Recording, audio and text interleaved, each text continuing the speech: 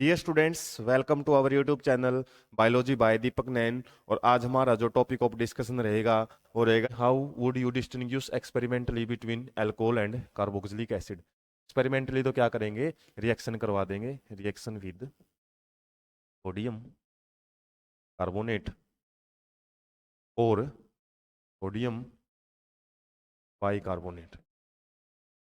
और उसमें आपने क्या रिएक्शन दिखानी है, जैसे अभी बात की थी CH3, ये भी लिख सकते हैं CH3 COOH plus Na2CO3 reaction हमने दिखानी है। तो यहाँ से आपको बताया था सोडियम क्या करता है, इस हाइड्रोजन को रिप्लेस कर देता है, तो बनाएगा क्या, H2O बनाएगा और खुद अटैच हो जाता है यहाँ पे। इसके अलावा CO3 है, ये किस में टूट जाती है, CO2 में, और जो ऑक्सीजन है वो इस हाइड्रोजन के साथ मिलकर H2O का मोलिक्यूल बना लेती है।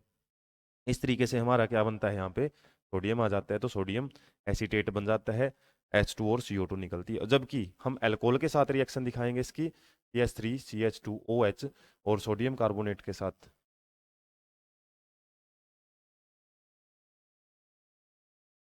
सोडियम कार्बोनेट के साथ आप सिंपली क्या कर सकते हो, नो रिएक्शन है वो दिखा सकते हो कि रिएक्शन नहीं होगी।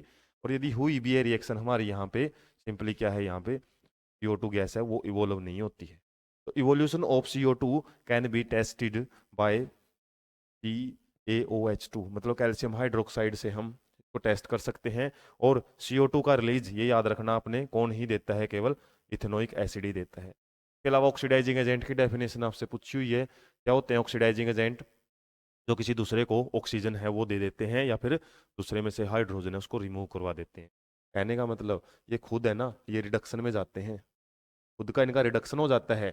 और रिडक्शन क्यों हो जाता है, क्योंकि ऑक्सीजन दे देते हैं, इनके पास से तो चले गई ना ऑक्सीजन, तो इनका तो हो जाता है रिडक्शन। और जिसको दी है उसको क्या कर देते हैं, ऑक्सीडेशन कर देते हैं उसका।